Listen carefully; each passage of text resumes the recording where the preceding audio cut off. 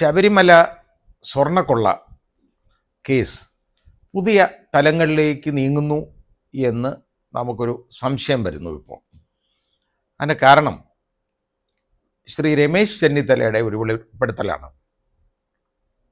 അദ്ദേഹം വെളിപ്പെടുത്തിയ കാര്യങ്ങളെന്ന് പറയുന്നത് വളരെ അതീവ ഗുരുതരമായ കാര്യമാണ്.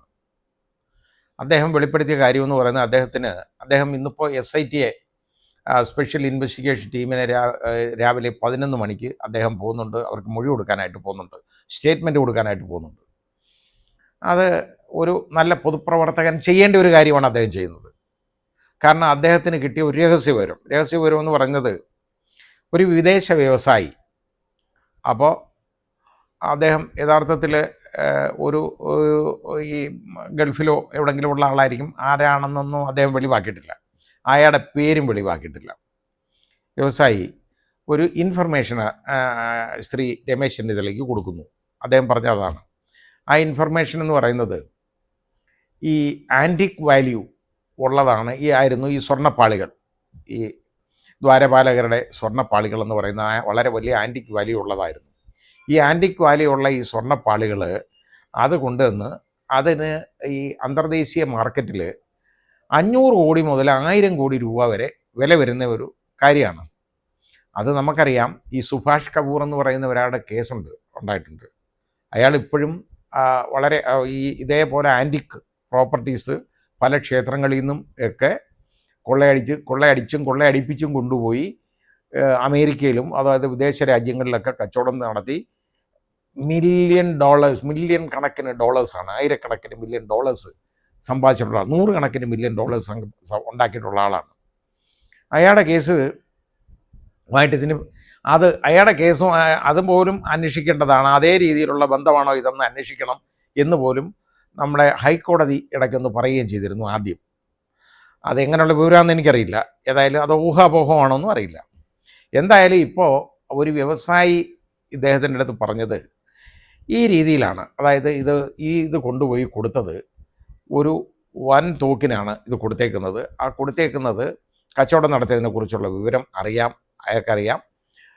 അറിയാവുന്നത് ഇതേപോലെ 500 കോടി രൂപയ്ക്ക് മേളിലുള്ള ഇടപാടാണ് നടന്നേക്കുന്നത് എന്നും ശ്രീ രമേശ് ചെന്നിത്തലയോട് പറഞ്ഞതായിട്ടാണ് അദ്ദേഹം പറയുന്നത്.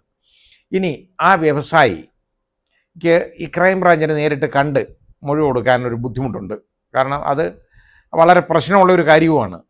ഈ മൊഴി കൊടുക്കാൻ പോകുന്നയാൾ ചിലപ്പോൾ പിടിച്ച് അകത്തിട്ടളയും, ഒന്നും അറിയാൻ ഒക്കത്തില്ല ഒരിടപാടില്ലെങ്കിൽ. അതുകൊണ്ടാണ് ഒരു വലിയ രാഷ്ട്രീയ നേതാവിനെ കണ്ട് അദ്ദേഹത്തിൻ്റെ ഇൻ്റർവെൻഷനോട് കൂടി ഈ വ്യവസായി രംഗത്തോട്ട് വരാൻ തയ്യാറാകുന്നത്. അയാൾ ഇതിനെക്കുറിച്ച് ക്രൈംബ്രാഞ്ചിന് മൊഴി കൊടുക്കാൻ തയ്യാറാണ് ഈ വ്യവസായി. അതേപോലെ തന്നെ അതുപോലെ രഹസ്യമൊഴി കോടതി കൊടുക്കാനും തയ്യാറാണ്.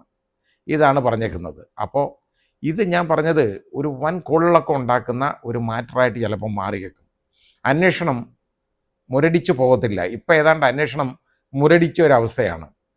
അന്വേഷണം മുരടിച്ച അവസ്ഥയെന്ന് പറയുന്നത് പത്മകുമാറിൻ്റെ അറസ്റ്റോടു കൂടി ഏതാണ്ട് അവിടെ അങ്ങ് തീർന്നു. അതങ്ങ് മുരടിച്ചു പോയി. അവിടെ മേലോട്ട് ബാക്കിയുള്ള കാര്യങ്ങളും കൂടെ പിടിക്കപ്പെടും എന്ന് നമുക്കറിയാമായിരുന്നു. കുറേ നാളുകൊണ്ട് തന്നെ പ്രതിപക്ഷ നേതാവൊക്കെ അന്ന് പറഞ്ഞു ഇതിൻ്റെ പുറയിൽ ഇത് എവിടെ കൊണ്ടെന്ന് വിറ്റേക്കുന്നതെന്നറിയാം, അത് പിടിക്കപ്പെടും എന്നുള്ളത് പറയുന്നുണ്ടായിരുന്നു. പക്ഷേ ഇങ്ങനെ ഒരു അറിവൊന്നുമുള്ള വിവരം നമുക്കറിയില്ലായിരുന്നു. ഏതായാലും ഇപ്പോൾ ഇങ്ങനെ ഒരു റെവലേഷൻ നടത്തുക എന്ന് പറയുന്നത് ഒരു വലിയ കാര്യമാണ് ഈ കേസിനെ സംബന്ധിച്ചിടത്തോളം.